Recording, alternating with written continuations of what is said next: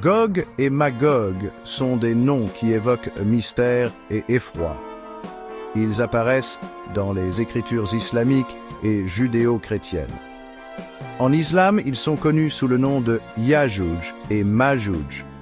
Le Coran, le livre saint de l'islam, parle d'eux comme de forces puissantes et destructrices. Ils représentent le chaos et la corruption. Leur histoire est un rappel du jour du jugement et du triomphe ultime du bien sur le mal.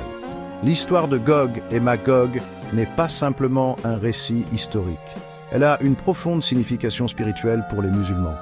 Leur émergence éventuelle sert de signe de la fin des temps qui approchent. Comprendre leur histoire fournit de précieuses informations sur les enseignements du Coran concernant la nature du bien et du mal, la puissance de Dieu et l'importance de la vertu.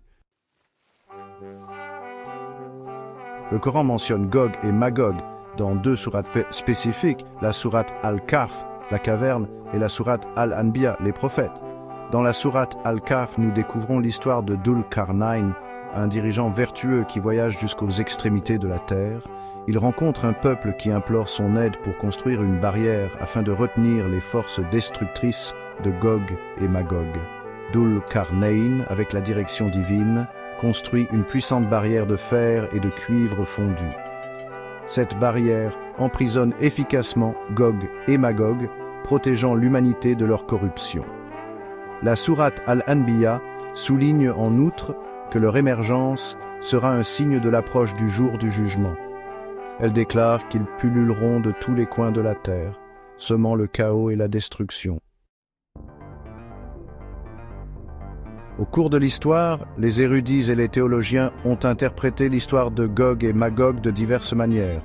Certains les considèrent comme des tribus ou des nations littérales, tandis que d'autres les interprètent comme des représentations symboliques du mal et du chaos. Le docteur Rachad Khalifa, un érudit coranique contemporain, a proposé une prédiction spécifique concernant leur retour.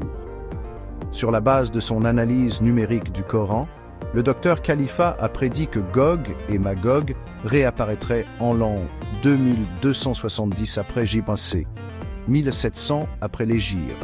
Il croyait que leur émergence se produirait 10 ans avant la fin du monde, marquant une étape importante dans le déroulement des prophéties de la fin des temps.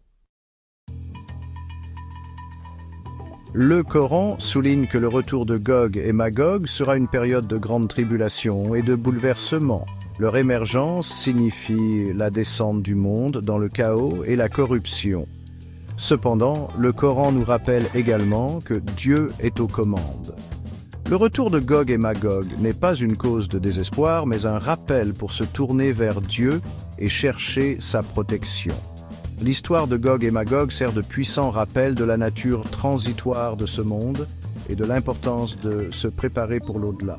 Elle met en évidence les conséquences de s'écarter du chemin de la vertu et la victoire ultime du bien sur le mal. En réfléchissant à leur histoire, les musulmans sont encouragés à renforcer leur foi, à vivre dans la droiture et à implorer le pardon de Dieu.